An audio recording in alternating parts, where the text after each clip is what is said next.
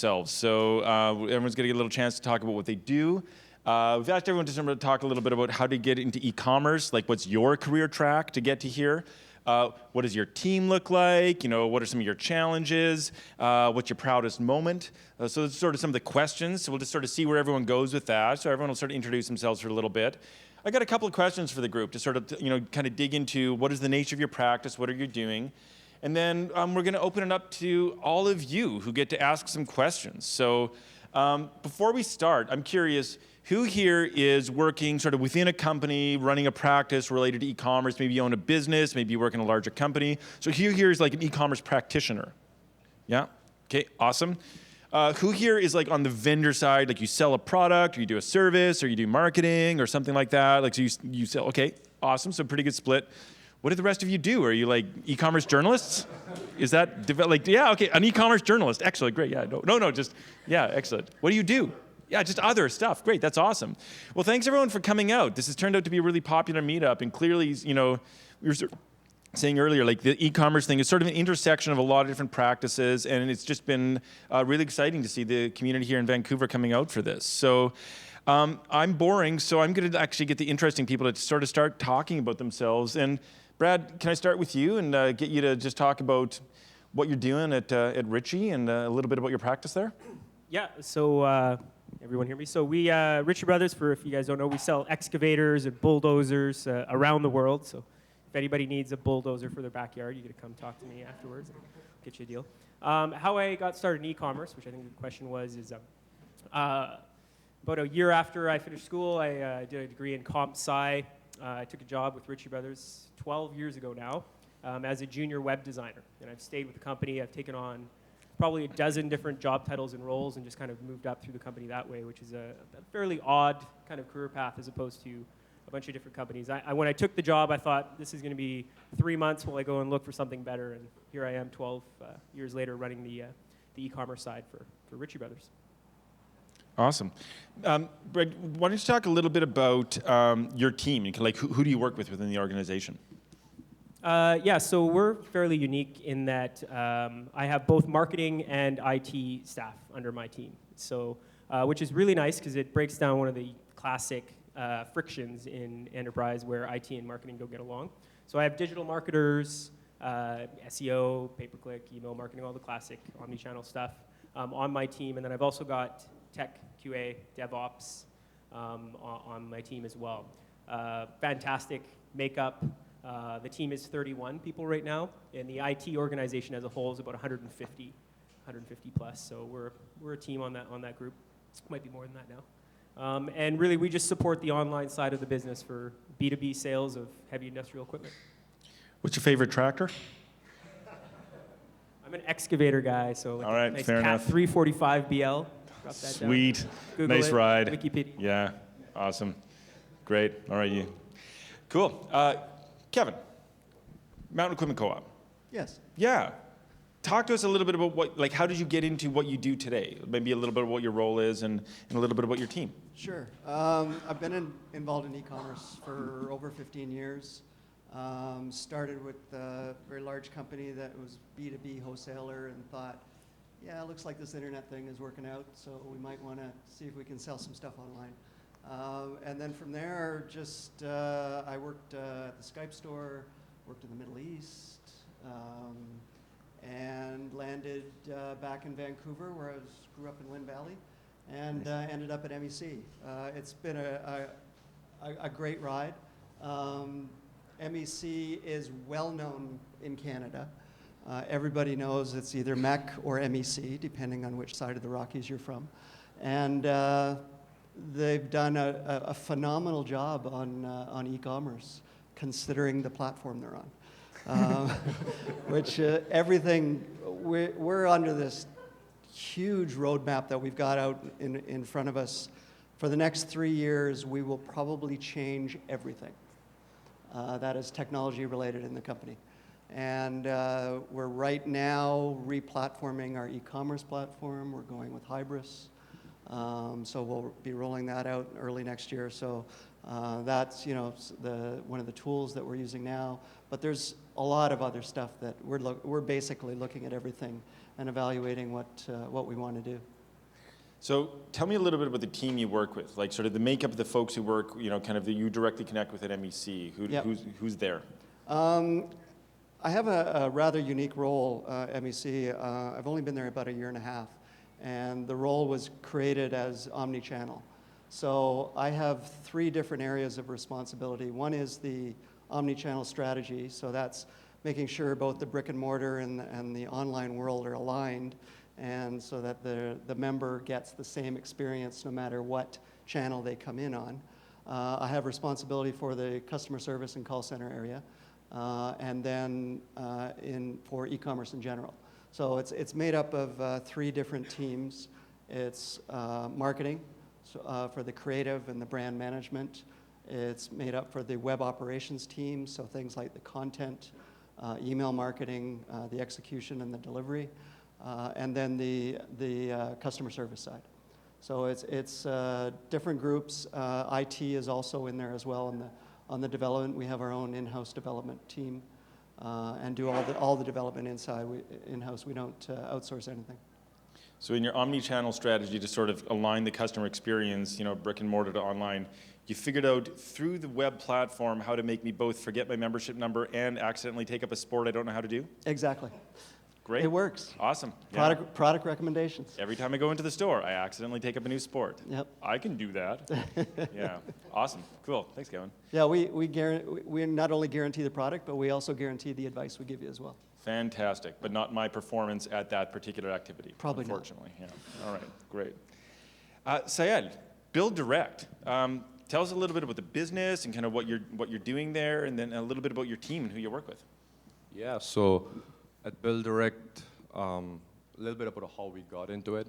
Our CEO was like a builder, and he worked with a client, and he sort of faced a big challenge, right, where he got the client in and he gave an estimated time, and he was trying to get flooring and everything, and later on he found out that there are so many steps in the process, so much friction. So basically the whole idea came into, why not create an e-commerce platform where you're removing all those 5 steps and you're connecting manufacturers directly to consumers. So that's how he came into it. For me personally, I was in university and I hated doing dishes. So I'm like, let's just learn something else and see how it goes. So I did a lot of research and then found out online marketing and e-commerce has the highest potential. So I did a lot of research, learned a lot online on forums, different blogs, tested out different things, and then that's how I got into it. My team, basically SEO, few people in there. It's sort of like morphing into inbound team. So it's getting more of email and content and SEO all together. And then we have display marketing team, and we have search and remarketing, of course, to go with it. And now we have email to connect all that. So email, a part of it, and SEO to capture emails, and then email to keep them engaged throughout the whole process. So that's most of our team. More recently, we are putting a lot of resources in terms of how we optimize and get more out of each visitor. So what we found is one of the lowest hanging fruit is get more people in, but at the same time get more out of each visitor. So that's a new team, and it's growing really fast right now. Awesome. So your title is Demand Generation. Yeah, Director of Demand Generation. Yeah. And how big is your team? How many people do you work with? Right now, around 18 people. Last year, we were 10. Like I said, it's growing really fast. So testing and optimization, that's growing pretty fast. Number of writers. We do a lot of things outsourced to, but the core strategy and everything, we try to keep it in-house. Awesome. Sounds great. Yeah. Katie. The plant-based baby. Vega is a plant-based nutrition and supplement company, so we're based in Burnaby. I feel like we're the baby of the panel because our whole company is about 100 full-time employees, and then we have about 100 people that are contracted up and down to support events and sales, mostly in the US, which is where we have a huge market potential growth. So we would make nutrition supplement like shake powders, oils, chocolate bars, protein bars, and then a whole sport line. My team specifically is the digital marketing team. So we were 3 people when I joined in February. We've shown some really good results, and so we've been able to grow to 9 now, including myself. And the team looks after everything. So our WordPress website, our social media, our email, all of our paid advertising, and all of our e-commerce. So we don't have our own physical stores, so we're sold across Canada and the US in 14,000 physical stores. So we work with our trade marketing team and sales representatives to make sure that what we do on our own online store doesn't make retailers too mad, because they don't like it. They don't like it at all. And then I also handle any website that doesn't have a store. So that would include Amazon, eBay, bodybuilding.com, drugstore.com, anything like that that's mostly US and showing huge growth potential in our category. So categories growing at 30 to 40% year over year. So big opportunity for us. So I was, before the evening, I tried to call everybody and get a few minutes to talk, and I was called Katie, and I was trying to break the ice. I'm like, I use Vega One every morning, but ran out this week, and I haven't been able to get to the store. And she's like, I'm the e-commerce person, right? I'm like, right. And Amazon has Prime, 2-day shipping. I'm an idiot. Yeah, awesome. So you got about 9 people in the practice. It's still fairly new, growing rapidly. So clearly, a lot of diversity in the team. Which is awesome here. So we got 4 very different perspectives on kind of what e-commerce is and where it's going right now. So I've got a question, and maybe we'll start back with you, Brad. We'll just sort of go through. In your practice and what you're doing, what has been your biggest victory in the last, say, 12 to 18 months? What's been there, and Katie, for you, that's in the last 9 months? Biggest victory. So lately, what's the thing that you're most proud of? Yeah, I think kind of 2 things. One is the product itself, so the website itself from a team standpoint. The biggest victory has been the move to responsive design for the website, which was a big refactor on a massive enterprise site. It really took us 14 months, and we just kind of put a bow on it last month or this month. So that was, it was a long slog, and it was a lot of work, and we're just seeing ridiculous 30, 40% year-over-year growth from mobile devices and smartphones. So yeah, it was a good idea. It was a bit of a no-brainer, a bit of a layup nowadays, but we got there, so that's been a big win. And then I think from an inbound standpoint on the marketing front, we've, a lot of the hard work from an SEO standpoint of actually working the SEO practice and just not hoping has finally come to roost. So we've seen some increases on inbound through SEO and whatnot. And I guess the last thing too is really social media and native marketing has been a bit of a bellwether for us. So that you wouldn't think of it. You think of heavy industrial equipment. You think Facebook are stay-at-home moms and teenagers, but there's a lot of construction guys on Facebook. And your friend Kevin just brought a tractor. Yeah, yeah, exactly. So those are the top 3, anyways. Yeah. Awesome. That's really cool. What about biggest challenge you've had in the last year? Classic challenges. For me, the 2 that come to mind is always talent acquisition and growing the team and finding A+ people. Every single person has that same problem, but it's always going to be one. And then with us, another classic one is moving more of the marketing, especially from a media and sourcing order budget, from traditional to digital. Yeah. Still trying to move more and more of the budget over to winners. And ultimately, that's not so much proving the value of the digital side, it's disproving the value of a non-measurable print side. So yeah, I'm hoping one of these 3 can help me out here. Kevin, how do you disprove the value of print? Once and for all. So Kevin, biggest victory in the last little while? I would say the engagement that we're doing with our members around ship from store. We have 17 stores across the country and 1 DC here in Surrey. So, if somebody's out in Halifax or Quebec City and there's no product out there for them, they want to place an order, typically it used to come from the DC. A few years ago, we started shipping from the store, that has now become the dominant percentage of our online shipping, is shipping from store. And so we see it all the time on social media where some customer will live in Calgary, they'll place an order online, they'll get it the next day, they tweet about it, say, wow, I got this next day, I didn't even pay extra shipping, and it just so happened we had it in the Calgary store and they shipped it out that day. So it's really worked out well for us. It does a lot of good for us internally as well in terms of inventory turns and getting rid of clearance product and that sort of thing at the stores. So it's just really worked out all the way around. So from an infrastructure perspective, the idea of ship from store and ship from DC sounds like a nightmare. So how are you managing that? It was interesting. You know, to go, you take somebody off the store floor, and now you're turning them into a shipper for a few hours each day.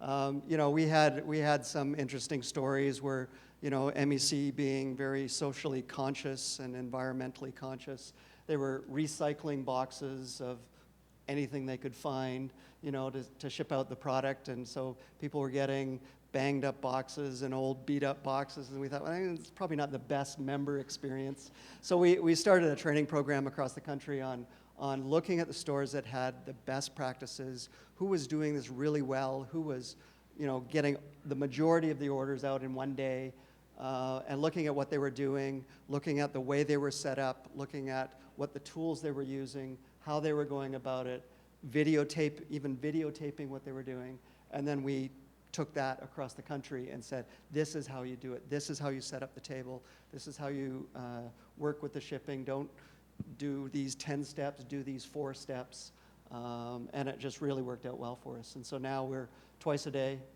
they do a run before the store opens, and then they do another run in the afternoon just for any store pickups, and the members love it. That's awesome. What a cool example of a learning organization just figuring out from within. That's really awesome. Yeah. Cool. So now that's a huge success. What has been the biggest challenge in the last year for you? I would say the biggest challenge at MEC is just technology in general, just because of our platform is 15 years old. I remember when the first day I walked into the call center and they were, you know, taking me around and showing me the people in the call center, and I'm looking and I'm like, I remember installing that phone system at another place in 1997.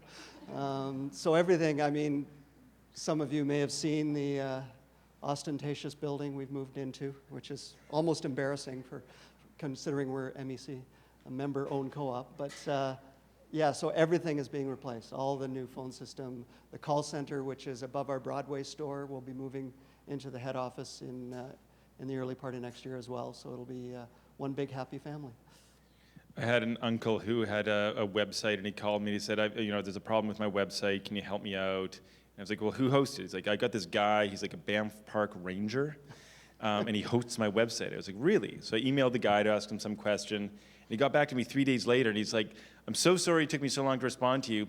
I'm responding to you like IP over CB radio. I've set like a mountaintop to mountaintop CB relay, and I'm in the backwoods. You know, like I assume that's just how MEC works at all times. Not quite. No, okay. But my boss does joke about the fact that they purposely, when I was going through the interviews, they purposely didn't tell me what the technology was that they were using.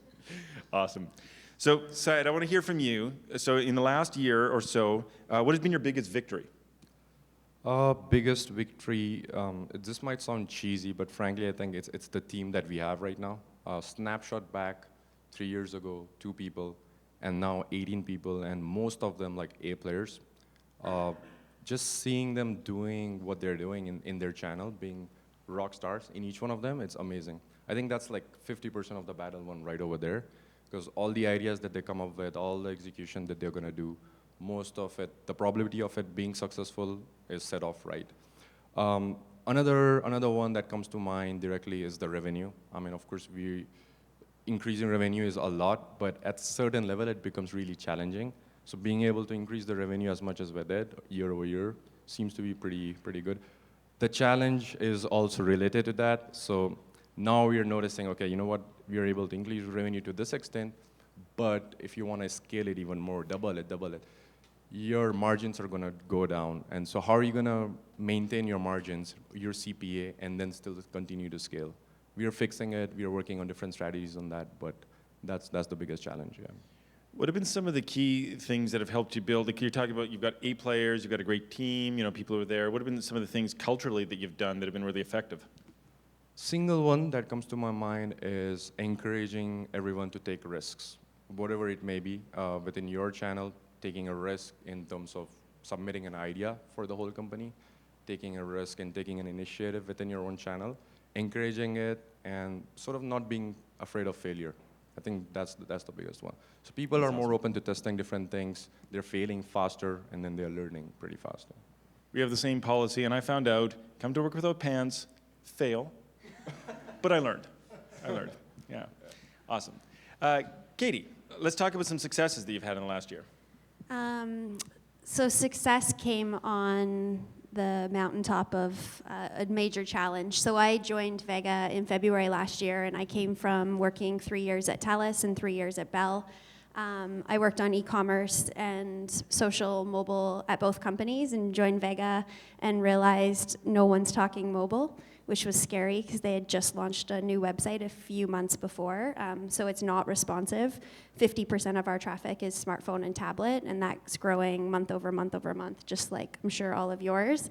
And so I walked into my VP's office and said, hey, we're gonna need a new mobile website. And he was like, get out. We just built a new website.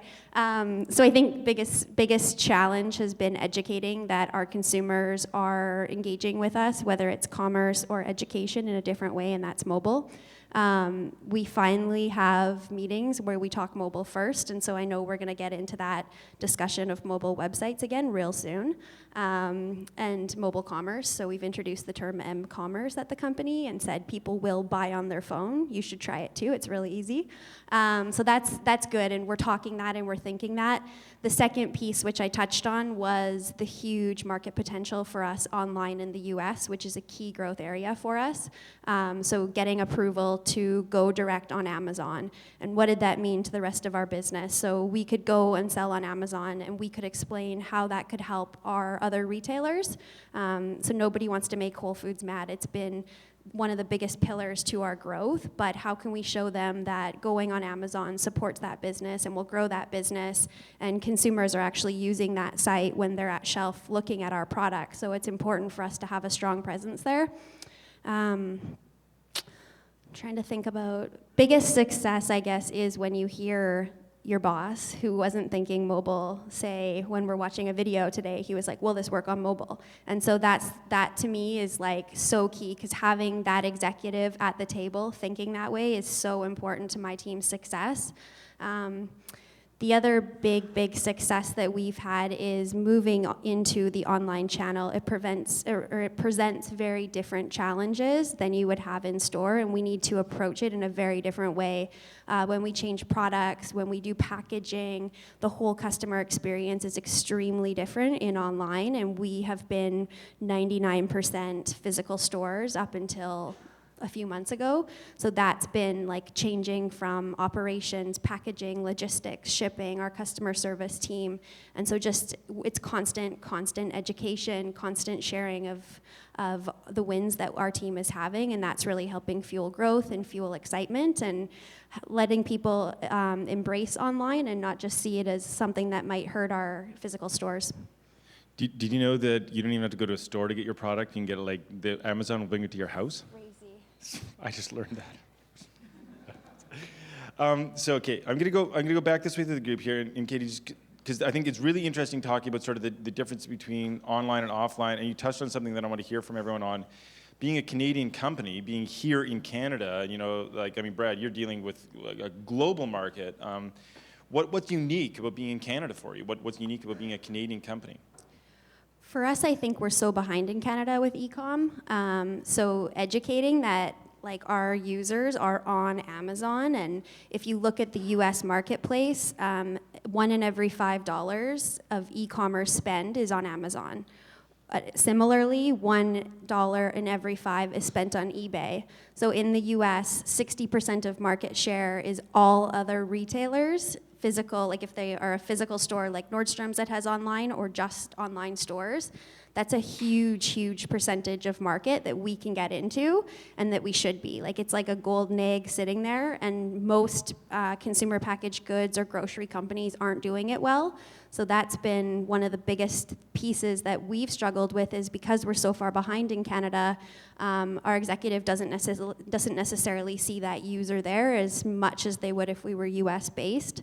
I think we also deal with, like, there's different packaging regulations and shipping regulations, so everything has to be developed specific for US distribution, which poses, again, just challenges given the size of our company.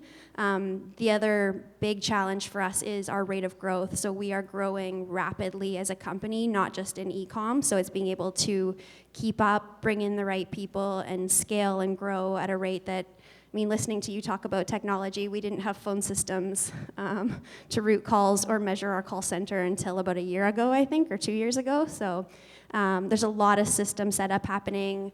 Our company is also very young, so most people are under 30. So a lot of people, it's their first job. They're super passionate, but they don't have that that foundation of working for other companies. They're just coming in fresh and have these great ideas, but don't necessarily know how to implement or how to sell in ideas. Kids these days, am I right? Yeah. So, Syed, now I want to hear from you on sort of, being Canadian, and you're dealing with a very different type of market and a different type of sort of a sales cycle. You're an online company. So, what is unique for you about being in Canada?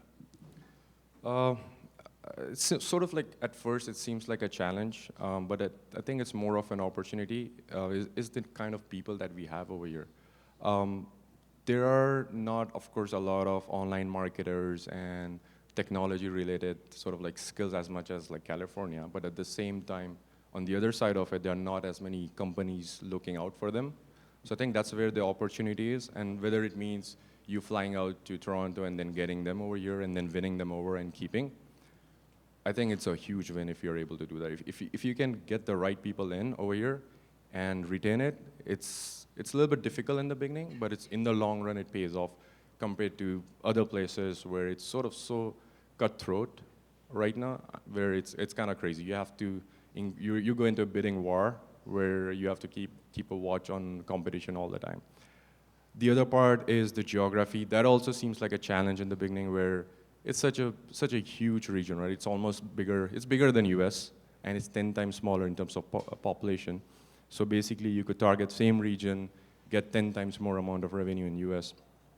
But at the same time, what that means is there's so much room for creativity to come up with different ideas to fill that gap. So many few sort of visitors buy online in retail in Canada compared to US. I think it's around like 38 to 40% less. Compare that to UK, it's about 120% less. And that's where the opportunity is.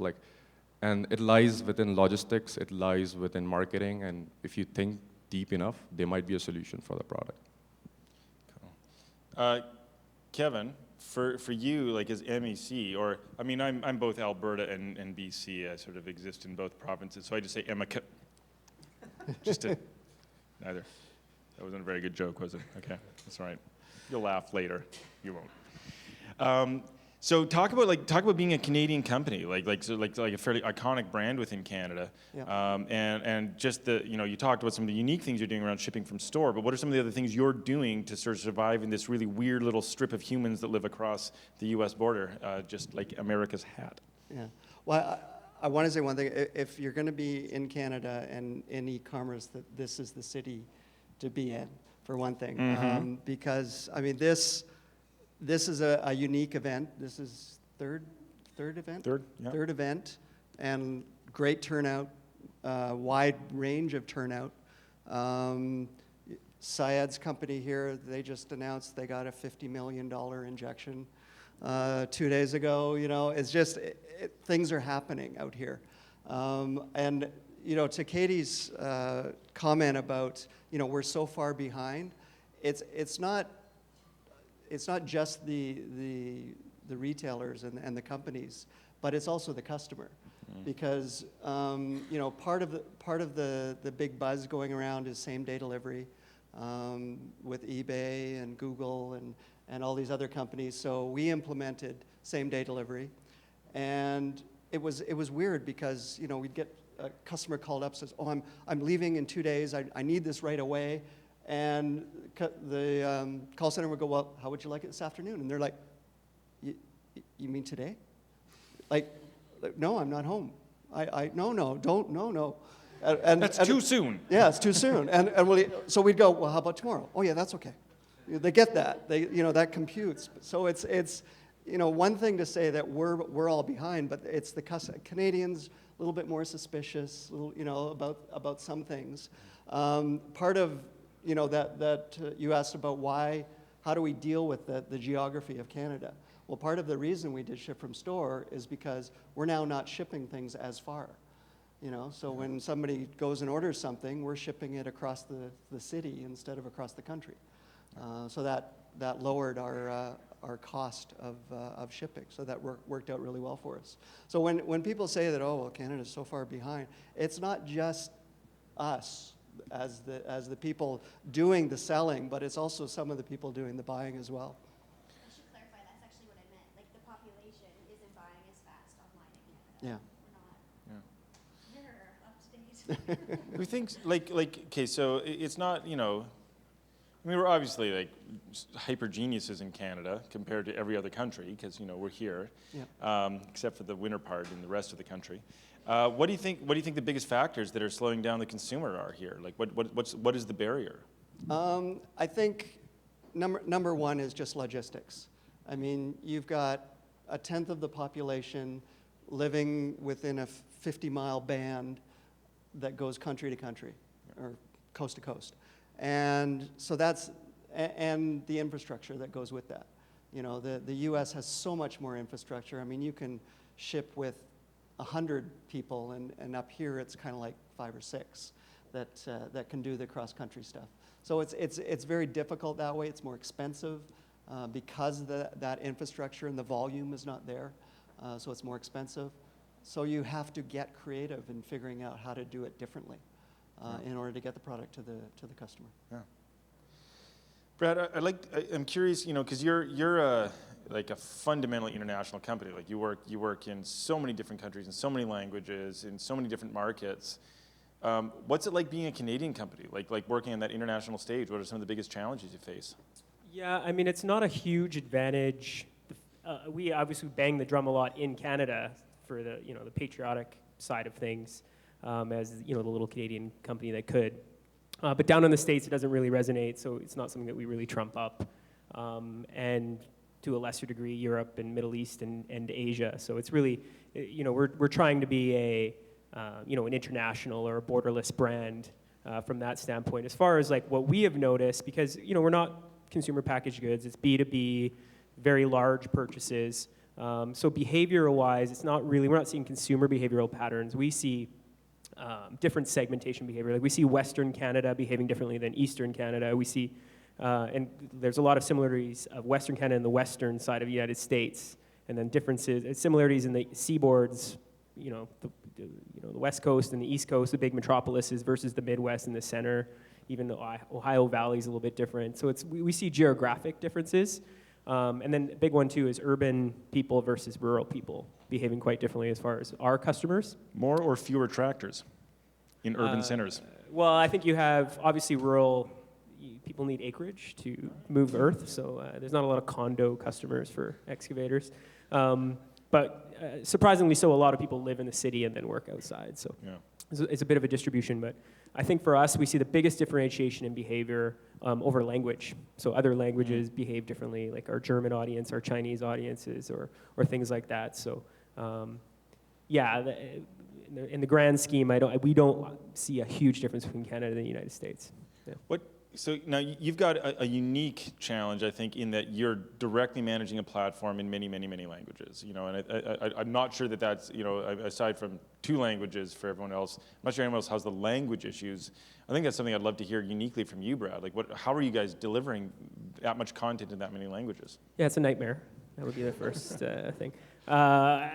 Just a lot. We first of all, we looked around for best case practice, and there's just not a lot of people that are doing e-commerce on that level of language. especially in town. We got lucky with our platform. We kind of went when we were doing a big build back in 2008. When we ended up electing a platform that scored really high on multilingual support and not as high in other areas. It wasn't like the obvious choice. And it's kind of grown since then. So we got kind of lucky with our technology choice because there's a million web content management systems out there. I was shocked when you told me what it was, and I didn't Yeah. realize how strong it was. LifeRay. Yeah, LifeRay Portal. They're out of LA. They're open source. Yeah, it's an enterprise version. We're on the enterprise version. Really good with multilingual. But at the same time, that's the technology is the easy part. It's the translation side. It's the translation owners. We put effectively your lead copywriter, your lead creative for every single one of our languages. We support 21 languages. In country, and they're responsible for final edit. They're effectively the CEO for whatever, because I don't speak Romanian.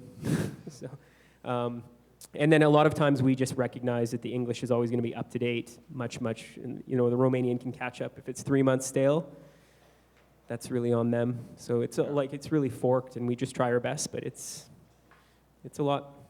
Cool. So I want to, no, so here's an interesting, so last question, and then we're going to open up to everyone. So start saving up your questions, that you're going to get your chance to ask everyone some questions. So I actually wanted to know, for each of you, because this is going to be interesting. I saw you, Kevin, like, oh my God, like 21 languages, what's that like? So what is your question for another panelist? Like, what do you most want to know? You can pick anybody and just ask a question. So Kevin, I'm going to start with you. I want to know what, for any other panelist, what is your question to them? What do you want to know about somebody else practicing e-commerce in their world? I'm curious from Katie, how soon do you think you'll get mobile? Interesting. I thought I had it too. I was so close. So our fiscal year starts in August, and so that's what we're gunning for, is August. And so I know. So yeah, I think I want to start planning our Q3, like doing UI. We've already been doing site audits and stuff like that. So I think hopefully starting in our Q4 this year with kickoff or launch in August. We're trying to do a small agile team with one stakeholder, so we'll see how that goes at the executive level to actually push it through. Not that our executive team is big. We have 4 VPs and a president, but everybody I always make jokes, why don't we invite everyone from the company in? Because everybody wants to see everything. So I know that happens in other places, but it's just funny to see someone who you wouldn't necessarily think should comment on usability of a web page being like, well, I help in ops, but I want to look at your web page. So it's different than a challenge that you might have at a TELUS where you have hundreds of people in marketing. So it's just it's a different challenge, a unique one, but hopefully August. Good. Yeah, I mean, it's, as everybody here knows, mobile is huge. We just finished the whole cyber weekend thing, and the traffic on mobile just shot through the roof. It was a lot. It was a lot more than what it was. Yeah. So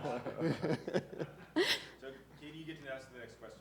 Yeah, and speaking of Cyber Monday, Black Friday, so it got our retailers really angry, but it was our biggest e-com day ever. So my team was like, yeah, dancing around. My question is for you. Are you guys noticing a growth in sales with adding e-com, or how are you managing having an e-com cost center and now your physical stores? Yeah, it's been really interesting for us because there's always that argument, is e-com going to cannibalize on the bricks and mortar and vice versa? And although nobody's come up with this holy grail where you can actually follow that customer from every, they were at home on their iPad and they went into the store and then they were checking prices on their mobile, and then so it's like this all over the place. But what we found is that both contribute to the other. So if brick and mortar is doing something, pushing out a certain kind of product or things like that, that influences the e-com world and vice versa as well. So it goes both ways. Syed, what's your question? This is sort of like an open question. So in last 1 to 2 years, what did you guys notice as like the biggest shift in terms of resources? It could be money, it could be people within marketing investments. Well, the answer should be from traditional to digital. That hasn't fully happened with us. I mean, I don't mind sharing. I think we're about 70-30 kind of traditional print. And I mean, we're a 60-year-old company. There's a ton of legacy. We have a lot of really good channels that have legacy. But that's not considered a healthy mix in most digital. Like, you see people 50-50 or even 60-40 the other way that have bricks and mortar. So that's been one that I wish I had the answer for you. I guess the only other area it has, that I've noticed is there's more. Paul and I, we were talking about this before too. As I've seen it, there's more in-house work that was classically agency. I've seen it just with my networking stuff. So you see a lot more in-house SEO. You see a lot more in-house people running trading desks or doing media side. A lot more in-house creative. So I see that as a bit of a shift. And the way I think I peg it is I think they ebbs and flows. The in-house team won't do very well, and they'll go back to agency. We'll rinse and repeat. Yeah. Thank you. Okay, 70-30, thank you for sharing that. That's really cool. But I also tweet want to know, that. what's your average, I don't know if you can say this, what's your average price point? Because I think it's probably more than a jar of Vega 1. Yeah, so I mean, I think that's the other caveat too, because, bury the headline. Our average invoice is $30,000, right? So it's definitely a B2B sale, and people don't throw that on a Visa either. So, so we actually complete the transaction online, and then everybody gets invoiced and wired and net pay 30 days type thing. So it's e-commerce in the sense that it's because it's an auction and people are purchasing and they're making a binding transaction online with their mouse, but we actually get the money through wire. Cool. So Brad, you get the last question for the panel here. So what question do you have for somebody else here? Yeah, maybe an open one too, but Syed, I'll ask you because of your title. Demand generation is always a word I struggle with because from an inbound side, I find, especially on SEO, we're really just harvesting existing demand, right? Like someone's typing in a keyword or they're typing in a problem and you provide them their solution.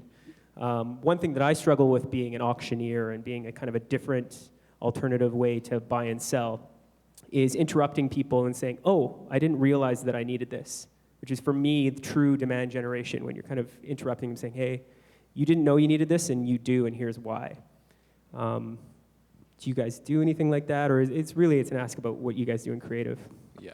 So part of that challenge that I was just talking about in terms of how do you increase margin, that's one big piece of that. Is we are getting so many people in for specific keywords, whether it's laminate flooring, different composite decking and all of that. But how do you cross-pollinate that interest? Someone who's looking at flooring, how do you get them interested in decking when they're not actively searching for it? So what we are doing right now is a lot of offline research, a lot of discussions between our groups where we're talking about what different phases do people go through when they're renovating their home. And if they're at this phase, what do majority people think about in terms of products, and then what? So it's not exact science in terms of, okay, this is what most people do it, but it gives you a really broad idea. This is the buying phase, buying cycle of that product that gets over. Likely at some point later on, they might be interested in that. So for example, if someone does their composite decking backyard, like completed, they might be looking to put patio furniture on top of it. So it goes like step by step, and you could increase the value of each customer doing that. Awesome. We do. You mentioned that every time you walk into an MEC store, you find some new sport, and it's how do you do that online as well, and how do you find the different people, and what we find interesting is the metrics that we use today for e-commerce is transitioning into the retail bricks and mortar. And through beacons and RFID and stuff like that, you do a heat map of where people are, looking at your web page and things like that. With beacons, you'll be able to do that in the store soon. You know, where did they walk? How long did they stand in front of that end aisle display? And it's this thing I call it. There's this line between being intuitive and being creepy. You know, in terms of how much of that information do you want to drill down to the individual, or do you just aggregate it so you don't piss a lot of people off? I just mostly go to the store and stand in front of those like seasonal images of that really manly guy with a salt and pepper beard, thinking, oh Nick, I should grow a bigger beard like Nick. It's hilarious. So manly. So some of the tweets we've got, Yeah. That was me. Women are saying, hey, how do I get Nick in my stocking for Christmas? And Yeah, I know. things like that. It's been. That was me. Yeah, yeah. It's just really handsome.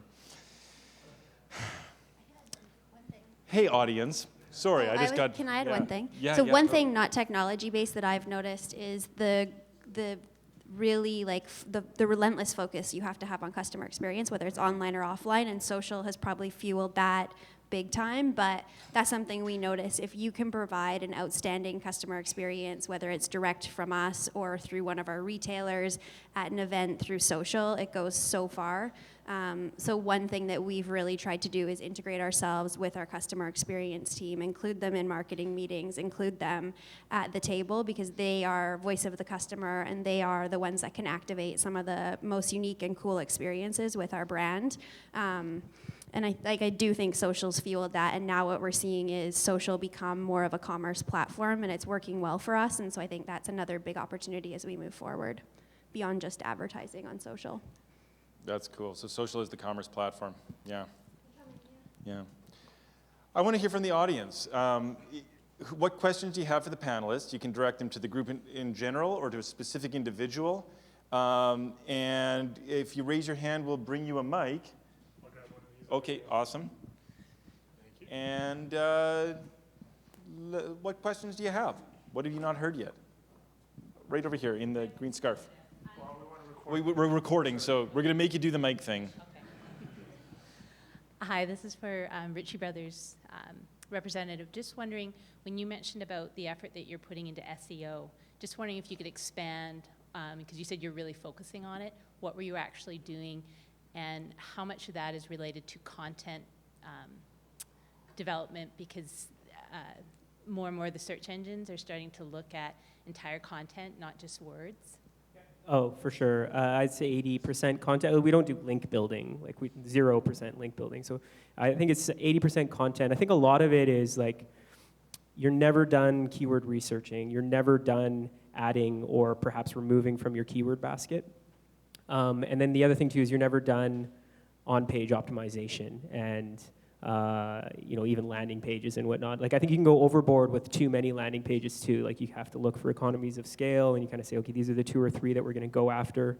But for me, like, good SEO versus mediocre SEO is the right keywords that you're going after initially, which usually, if you're just starting out, is you kind of want to have the right mix of, obviously they're appropriate keywords for your business, but the right mix of what the competitive level of that keyword is. So like, you have a puncher's chance of getting on the first page, and traffic, and it actually has people searching for it, right? So you start at a certain level, and then you can worry about your moonshots or your ego keywords later on once you have some kind of velocity going. So that's really working your keyword basket and everything, and having a really strong strategy. And only when you've done that homework do you go to content and creative and say, okay, now we just need to be fantastic on the content side. So link building is now link bait. It's like how good your content is, on-site and off-site if you want to go that route. But it's treating it as a practice, like working it every day where someone's responsible for, the reporting and whatnot, and using the tool and kind of saying, yeah, this is where we were this week and this is where we were tomorrow, as opposed to setting it and forgetting it. So that's what we're doing. But yeah, content is everything. That's the SEO of 2014 for sure. Good question. I think right behind. Hi, I've got a question for Kevin from MEC. You talked about the e-commerce part of the business as it relates to bricks and mortar, and I'm interested if you could comment about e-commerce versus just traditional telephone sales from the call center. Do you find those sales competitive or complementary, and what percentage of sales are done through, I mean, relative, what are the relative percentages of e-commerce versus call center telephone sales? It's interesting. MEC is going through, particularly in the call center, they're going through a transition. The original purpose of the call center was to take catalog orders. So everybody who's in any kind of outdoor activity remembers MEC's catalog. And so it's transitioning from a profit center to a cost center, because the call center now is more about customer service than sales. We do have a corporate and government group. We do have phone sales, but it's a declining number. And it's really, they're there to help people with working through the web, order tracking, and as I mentioned earlier, admin advice. We get people phoning up and saying, I'm leaving for Kilimanjaro next week, what do I need? You know, those kind of questions. Or, you know, bizarre questions. We'll get some guy on a sat phone phoning in and going, I'm on some mountain range, I don't know what the weather's supposed to be like, it's not looking so great, can you tell me what it's going to be like? You know, those kind of questions. So the customer service is becoming the cost center. But we have phenomenal numbers in terms of, you know, NPS, if anybody has that. We're over 80 on NPS. Apple, Costco, leaders in the US, they're in the 70s. So we have a great team. They're very passionate. They're young as well. They live the life. They're mountain climbers and skiers and kayakers and everything. So they're very passionate about what they do, and that really comes through in the service that they provide. So the call center is declining from a sales point of view. From a customer service, though, the people love it. I mean, they would talk to people our people all day long if we let them. But so and the you know, the bricks and mortar are growing sort of at a, you know, single-digit retail level. The e-commerce is double digits and growing consistently and much faster than everything else. If I call in, does Nick ever answer the phone? Well, I can arrange it. It's probably not good for my marriage. Other questions?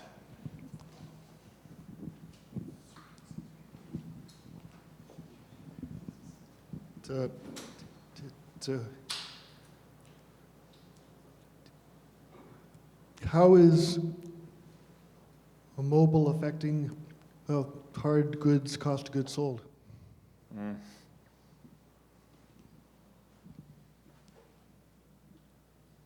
For me or just anybody?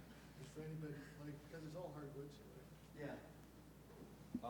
For us, initially, it was increasing the cost because we didn't have a mobile optimized website.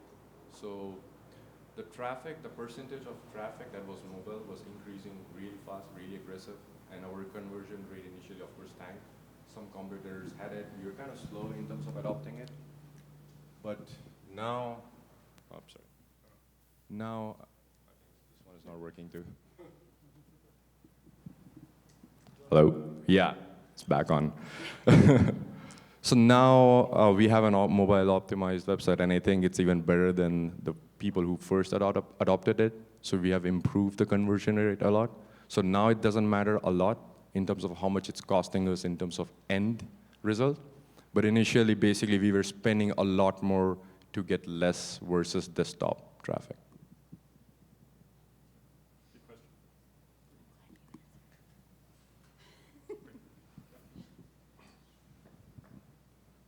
Hey, hi everyone. So I have a question about the online behavior of your shoppers when you add or introduce a new product. So this is more of a B2C kind of question for Mech and Vega. So when you add a new product, do your customers just automatically come, like add a new product and your customers will come and buy it? Or do you have to introduce and kind of promote each and every single product? Or do your customers usually find things out in store and then shop online? Like what are some trends that you've seen or any kind of insight you can shed on that? Yeah, for us, we're a very seasonal business. So we have, you know, sort of the spring and the fall are when most of the new products come out. And customers watch for it. They know that they can tell because that's when we're having our clearance sales of the previous. So we're clearing out in the spring, we're clearing out the winter product, so they know the new stuff's coming. And then in the fall, you're clearing out the summer product. So they look. It helps if you're able, obviously to flag things by new and in the categories that they're looking for. So they will go through and we have the analytics to show that they will filter on new products to see what's there as well. And then you have the in-store as well. We've done a lot in the last 3 years in really stepping up our game in merchandising, getting much more professional about it. Because it used to be just, it was all about the experience, and it still is about the experience of going into an MEC store. But now we're getting a little bit more professional about how do we do the end aisle displays, and how do we do the wall of water bottles and that sort of thing. So we're stepping up our game in store as well as online. Katie, you don't know anything about adding a new product, do you? We have very, very loyal consumers who love their Vega the way it is. They don't like when we change it, typically. So we definitely are very careful when we introduce a new product, how we introduce it. And when I say new product, changes to existing. We aren't, our brand awareness is below 2% when you pool people in the US, so we don't have a lot of brand awareness. So if we are gonna launch a brand new product, it does need a full marketing effort. So going back to your question about SEO, we've got kind of our, what I would call our foundation set up for Vega. Then when it comes to how do we continue to grow brand awareness and launch new products, we are extremely focused on content marketing and education, and 90% of that lives online. We use sites like Pinterest, which is a huge search engine. It's also to the T match to our target market who's using Pinterest, so it really makes sense for us. We were actually just partnered with them in their beta advertising, so we were the 9th brand. So there was Expedia, Lululemon, Kraft, and somehow through LinkedIn stalking, I got them to let us be the first small business. We actually have to pay them through one of our US team members' personal credit card because our billing address is in Canada and they had never dealt with a Canadian-based head office without American offices. So for us, it's really strategic in how we launch, what tools we use. I know I've talked about Amazon, but for us, Amazon is a product search engine. Probably more people are searching there for products in the US than Google. So we have search strategies specific for social, for Amazon, for eBay, for Google. And then when it comes to new product, it's gently rolling it out to current users and then trying to blast new people with how awesome it is. Yeah, on another note, Katie, I've seen your Pinterest account and I use it all the time for an example of Pinterest done right. So awesome, thank you. It's really one of our good. top referral sites now, past Facebook, so we're all yeah. So a question over here, and then we'll come back this way. Sure. Yeah, we need a mic over here. We're recording though, so we're trying to. Like I said, we'll record it. Mobile is the area that I'm interested in. And I'd like to direct this to MEC, if I may. Is there a sweet spot for a product purchase value? For example, on mobile, is there an upper limit, like a consumer won't buy, let's say, more than $2,500 because it's on mobile, it's a small screen, can't really see the let's say the kayak, for example. And so at the lower end, of course, we could see somebody spending, $10, $15, no problem. It's a small item, pair of gloves, maybe rider sunglasses, something like that for cycling. Mm-hmm. So is there kind of a price range sweet spot that everyone's experiencing on mobile? Does it go from $30 to $200? And then when you go above 200, you start to get into a wonky zone. What do you think? We've actually been very lucky with mobile. We launched our mobile app in December 2012. We launched our mobile website in March of this year. And so it's been great for us. Now, I think there's probably an upper limit in terms of categories more than price points. Because if you look at something, I mean, we have $600-700 Gore-Tex jackets, and people have absolutely no problem buying those on mobile. But it's, you know, it's a small package. It's easy to understand. Yeah, I think it's more the category of boats, category of those kind of things. I don't think it's a price point. We've got $1,000 watches. People have no trouble buying through a mobile device. So I think it's more the category than the actual price point. I'll add to it. I know you didn't direct it to our way, but you know, my direct answer would be no, because we've seen $200,000 purchases on mobile devices. It's a little bit different though, because maybe the consumer packaged goods, there might be a limit, but in B2B, and like it's akin to stock trading, right? When we first started, we thought, well, it's like day traders. There's no way a day trader is going to run his business on a phone. He wants to sit up with 35 monitors in his leather chair and sit down and get comfortable and spend hundreds of thousands of dollars day trading. We know that's not true. Day traders are on phones all the time, making big movements, and we're seeing that in the B2B space when guys are buying tractors. And what we've found is it's not so much about the screen real estate or a comfort level. It's more about where they are in their day-to-day, and it's like what we've just seen is like screen real estate is not important unless you're sitting on a couch looking at your TV or you're sitting in a leather desk chair at your office. Otherwise, screen size does not mean anything. It's really about just the context of where you're in. I don't remember exactly how much it drops when the price amount goes up, but I do remember definitely like for $100 and below, the product conversion rate, it's pretty good. I mean, it's almost same as desktop and mobile, but the moment you go towards $2,000, the conversion drops like crazy almost. The interesting part is when we look at free sample data, it's pretty much the same. Free sample, regardless you're on mobile or you're on desktop, it's pretty much the same thing. But like what you guys mentioned, it's the experience part of it is pretty important too. Like for us, it's a little bit complicated. You have to add the square footage you need. You have to calculate shipping. You have to add your zip code and all that. It gets pretty kind of messy when you're looking at mobile. So maybe that's where the issue is. I'll add one thing, and it's not specific to our own site, but one of the benefits of operating on Amazon is they give you a wealth of knowledge, even about your competitors or your category that you're listed in, and so we can see devices and such. And so specific on the Amazon platform, there's not a big difference. And so what I would say is, have you created a good experience, and where is the person in the purchase cycle? I think, and depending on how easy, so we know Amazon is frictionless, one-click ordering, 1 hour shipping or prime shipping, subscribe and save so you can set and forget and keep getting your Vega or whatever product you're looking at. So I think those are things that help contribute to that frictionless mobile experience. And I think more and more when you see, say, iPhone 6, it's had one of the highest adoption rates for Apple, and that's going to have the bigger screen. And so I think you're going to see more and more adoption of I can buy whatever it is on that device if there's a good experience. I voted you a question for a little bit.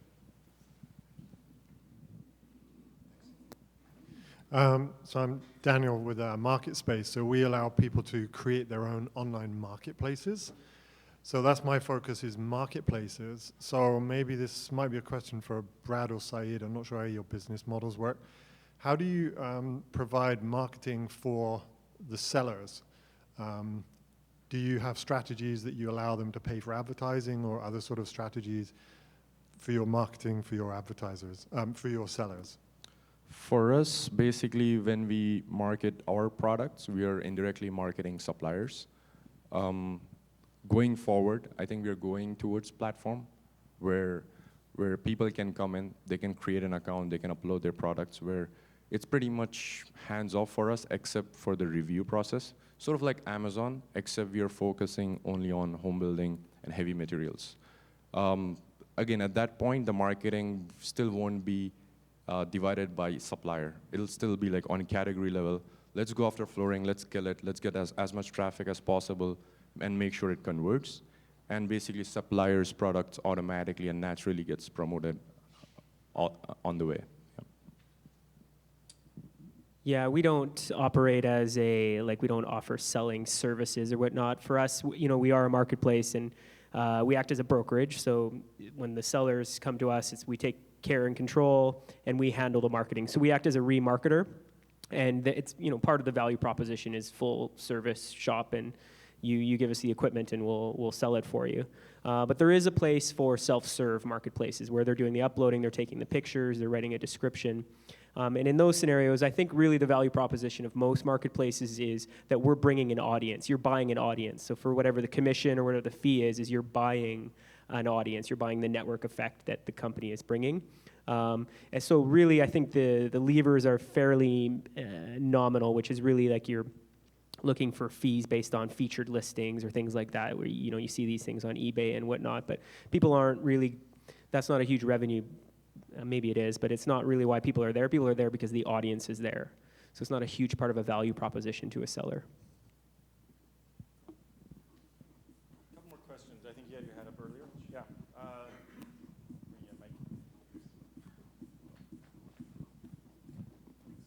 I guess it's for basically everyone but you, Brad, because I'm sure you don't daily ship excavators and stuff. Yeah. I noticed a huge rate. We're like a local clothing company, and we do a lot of like same-day shipping in Vancouver. I'm just wondering if you guys see in your local markets, whether it's where your distribution center is or your store, like what your percentage of your home base. So say we're in Vancouver, I'd say 30 to 40% of our deliveries in Vancouver are same day. And we're only online. So I'm wondering if that's something that you guys see, or if they go to your stores, or if they actually don't want the same day thing. And I'm just wondering what kind of percentage, because Amazon's doing it, but we've been doing it for like a year. When you say ship same day, do you mean it was shipped that day or it was delivered that day? Delivered. So say somebody buys before 3 p.m., it's at their house by 9. Oh, okay. Yeah. And who are you using? We use Zipments. Zipments, okay. Yeah. So do we. Yeah, it's, I commented earlier that some of the customers aren't, they're getting there in terms of understanding what that means. So it's becoming a big thing, but for us, it's not, same day is not a big thing. They're fine with, kind of the next day or the day after. They're good with that.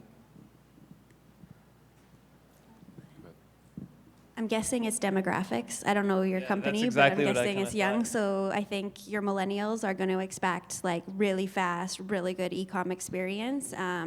For us, we don't even offer it yet. We're not there. We're going to get there. But we have Amazon. Yeah, the more I thought about it, it's probably because everybody's like, most are demographics under 35, so they're like either at work, anyone buying's at work, or their kids at home, or whatever it is, I guess. Yeah, for us too, like we are kind of lucky where we are cracking a very traditional industry, the building industry. So the expectation of next day delivery of 2,000 pound flooring is not there yet. But next year, we are going to aim for second day delivery. And if that happens, I think it's going to be pretty big. Yeah, I used to work at a lumber yard, and I remember guys coming buying tons of wood like last minute, so I could see that being. Oh, from Build Direct? Not from Build Direct, no, from our lumber yard. But lumber yard. I remember a bunch of clients coming in buying lifts at a time for that, so I could see that being. Hopefully next year, yeah. I know, but there's got to be a spot for like the DIY side of the Home Depot, because anytime I'm doing a project, I go back to the Home Depot like 6 times in the same day. So I would pay for same day delivery if I need another widget or I ran out of paint. Yeah. It's probably a vocational segment there. So earlier you were mentioning that how Canadian we're kind of slow both on to pick up compared to the U.S. both in terms of the online retailers, but also from the customer perspective, how we're not to speed on either side. So I'm wondering what kind of initiative you're taking to educate consumer and to incentivize them to purchase more online. We're doing a lot to. It's really the areas, footwear is probably one of the hardest in terms of getting people to understand, will that really fit me? Because that's a very kind of a personal thing. So we're looking at a lot of technologies that are out there. There's two right here in Vancouver, actually, that look at how they can scan the inside of a shoe, and then you take a picture of your foot, and there's technology that marries the two together and says, here's the shoes that will fit your foot, kind of thing. So there's stuff like that to just give them a sense of comfort. I mean, we have our rock solid guarantee, so that kind of goes with both the in-store and the online as well. So that helps a lot. Is you don't have to worry. It's getting past it. What if it doesn't fit, or what if it isn't the right thing, or what I was expecting. For us, educating the customer on broader, high level, it's super, super important. It's like DIY industry. There is so many questions out there, so many topics to cover, and it's also an opportunity for lots of quality SEO traffic that actually converts later on. So we have a learning center where lots of broad questions like, what is laminate flooring? What are different kinds of flooring? And then we dig deeper into specific topics, and then we have comparison, cross-category comparisons, and then of course we have blog as well. Regarding product learning, it's pretty specific, and it's not as scalable, I would say, as a category level, because you cannot hire, let's say, offshore people or outsource people to write about specific products that you offer. And I don't think it usually just does justice to the product because they don't see it in person. So that part, we are trying to answer it by having a crowdsourced platform of Q&A. So where people can come in, ask any question about the product. Initially, our salespeople are going to answer. Later on, it's going to be other people who bought that product. Amazon does it pretty well. We want to do it, take it even to the next level, gamify it, increasing like lots of engagement and even SEO traffic along the way. We're getting to the end here. Last question, and then you'll get a chance to ask people. We'll mingle a little here, so you'll have some chance. So, sorry, second last question. I'm sorry. Yes. Thank you. So my question is around A/B testing. So I just want to know if you guys, do a lot of A/B testing on your website. If so, what kind of, do you guys can share any wins you guys are doing? Because, for me, it's always a challenge. Like, should I, a 2% increase in my conversion here, like A and B, like not overall conversion, like it's not huge, but it's a win. But should I be spending my, time somewhere else, or, like just, best methods you guys are doing, and any wins? Yeah, one of the biggest ones, and sort of like surprised me a bit, was the rotating hero shot on homepage. It looks pretty cool. Everyone loves it. We A/B tested removing it and having the whole page static. It did a lot better. It did a lot better.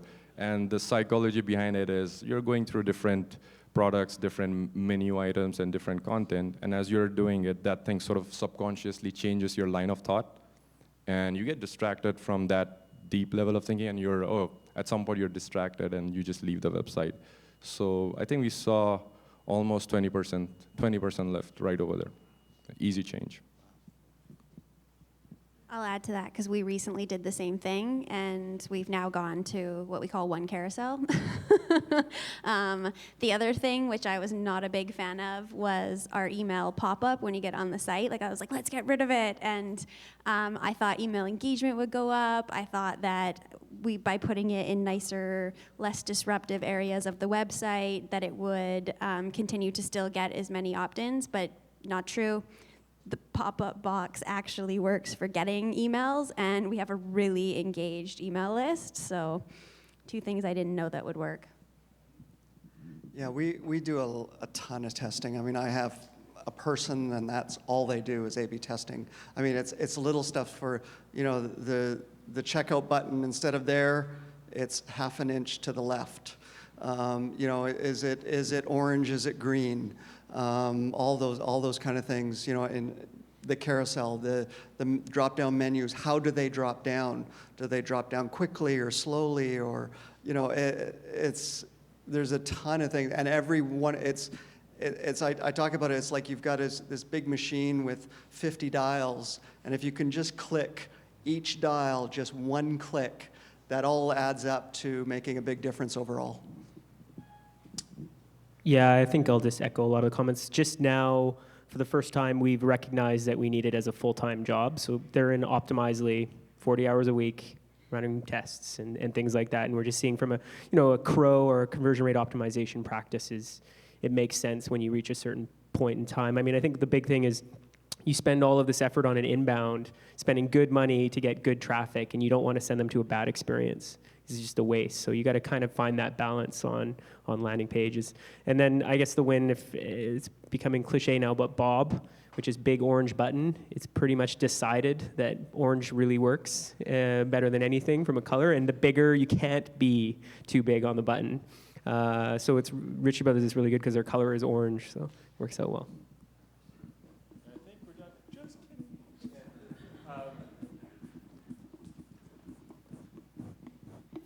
Thank you. So my question would be, how do you guys actually approach pay-per-click? And I mean, we all know that it's kind of hard to track conversions across devices, and we also know that no attribution model is perfect, right?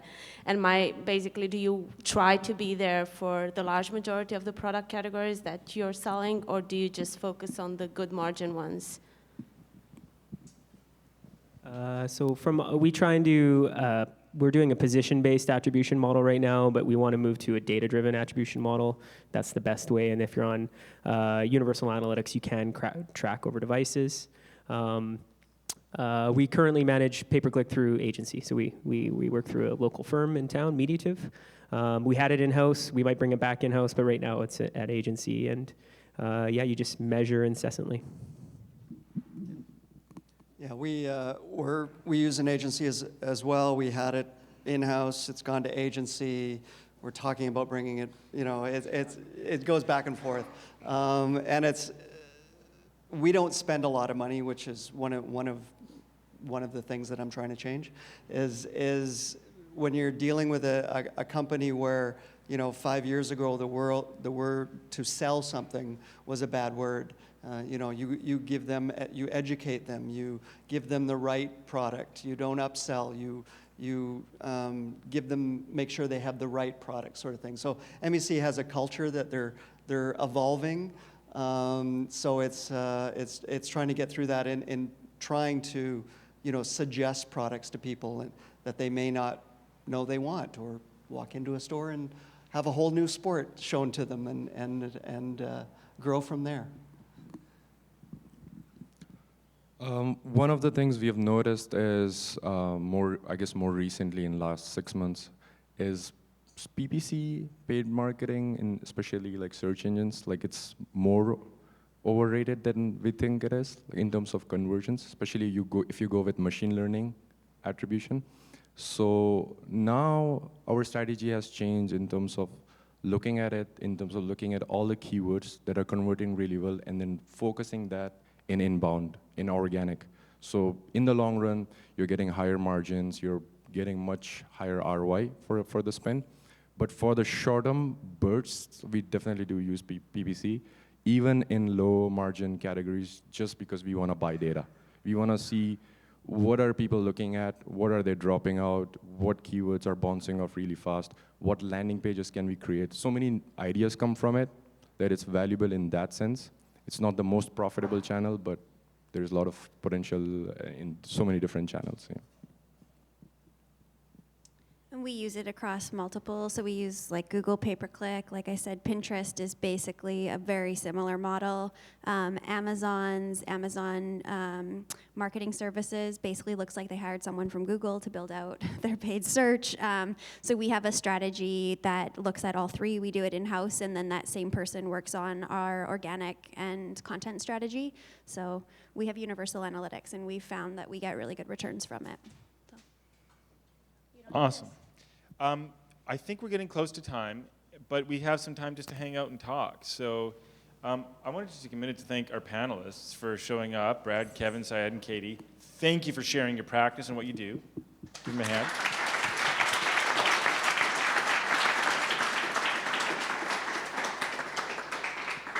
Of course, thanks to Mobify for hosting us in this awesome space. If you want to do some kettlebells later, that's all over here.